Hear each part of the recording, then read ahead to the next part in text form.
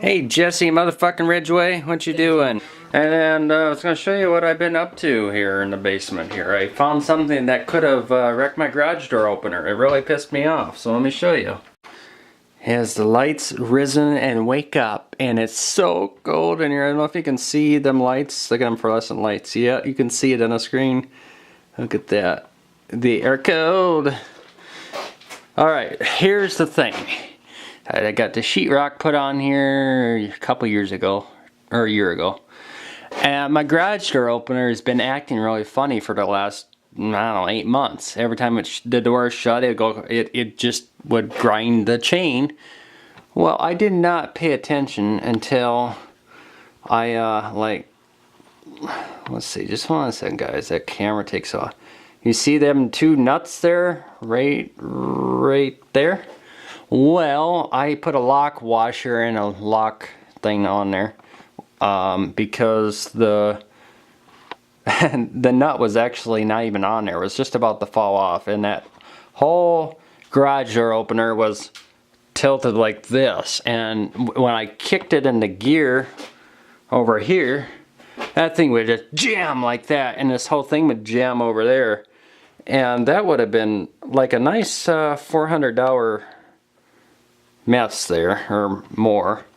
And I don't know why that guy did not put lock washer nuts on there, but I put them on there on both sides. The other side was tight a little bit, but that side was loose.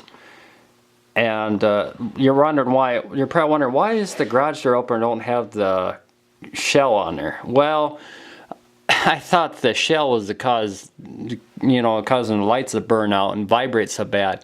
I never paid attention up there. Who the hell pays attention up there, right?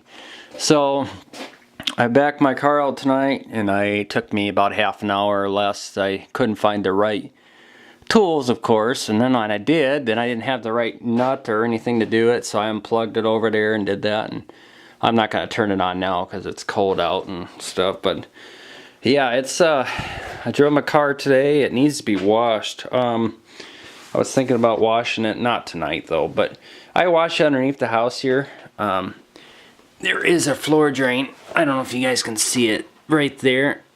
And I got a screen in it, so it'll catch all the mud and stuff. And I just get my bucket and wash it with soap and water inside the house and dry it with a towel. And that's my homemade car wash until spring. And then I'll go down to the real car wash and get it waxed, and once a year I wax it and stuff like that.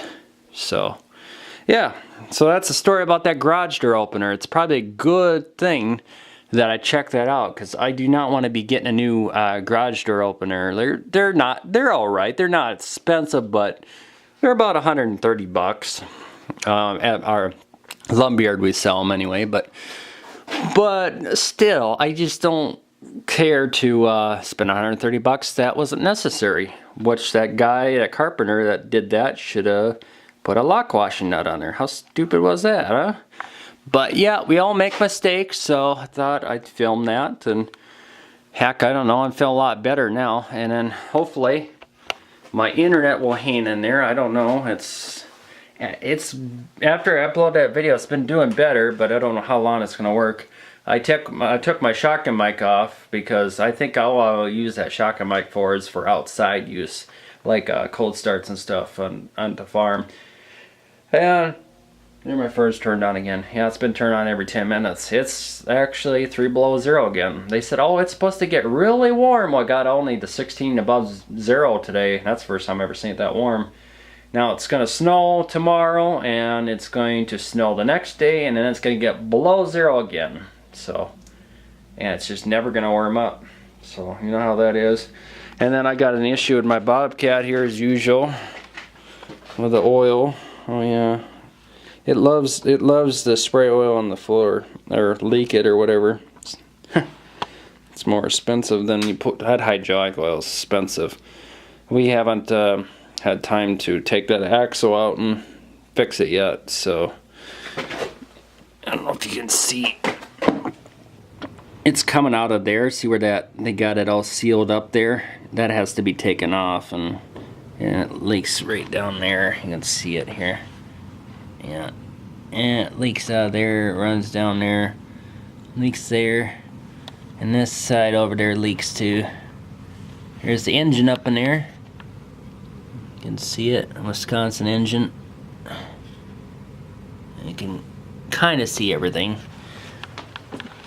But yeah, that engine, I like this engine in here.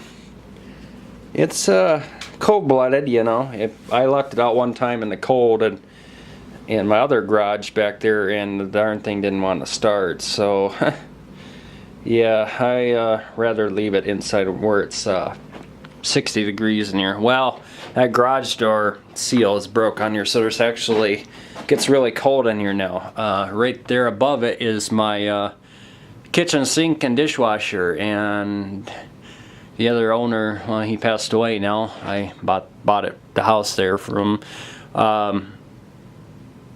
he had this idea where he put the heat vent in there with insulation. I put that metal on there and insulation in there, and now I don't have an issue with the freezing the pipes anymore. So I mean, garage doors are known to do that, and I suppose he didn't figure doing that, but you know how winter is. Well, in South Dakota, winter is treacherous sometimes. Sometimes I hate being here, but because of the winter and the storms. You know how that is. But you know, wherever you're going to go, it's going to be a stormy and it's going to be nasty weather, so there's nothing you can do about that. That's for sure, right? That's for sure. And I got to get this cleaned up. This is really messy. I want to get the Bobcat out of here in the next snowstorm, if it snows a lot tomorrow, and clean up all this mess, get rid of this oil, and then put some new cat litter down. That's just disgusting. I just really don't like. I wish I could store this thing somewhere else than in my house. Oh, I should show you something else, guys, that I need to do too to this house. You see that? Yeah, that's my garage door. It's been hitting on there. Look at there. It's been gouging on there. We're gonna have to brace this up, and I don't know if I'll be able to put my Bobcat here anymore. You know, this house is 136 years old, this part here, so really, I don't really like all that sheetrock up there, to be honest. That's too heavy. But by law, you have to have it on there for fire code because of this, you know. So what we're gonna do is we're gonna probably not have a garage door here anymore. I don't know. I'm thinking in the future maybe of taking this garage door out, just put a walk-in door in, and then I'm gonna, you know, put a floor support here and brace her up, you know, and get one of them stands, you know, stand them up. I did it at the other house I lived in and stuff, and it helped the floor, because right here it's, I'll show you upstairs what I mean, you'll see it, because it's getting worse, because when I moved in here it never did that. This year it's rubbing on there really bad. It's settling, the ground and the foundation there's all settling. I don't know if you guys can see it there. Probably can really see it. It's hard to see it. Jesse's talking as usual, but you can see it dipping way down right there. See how much of a dip that is? You can see it in the video.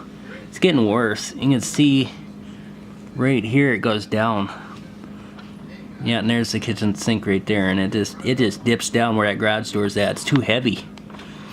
So we're gonna have to probably take that garage door out and brace her up and put a walk-in door in. It'd be nice to have a walk-in door down there. So I don't know. Might look odd on the outside. I don't know. I haven't thought about it yet.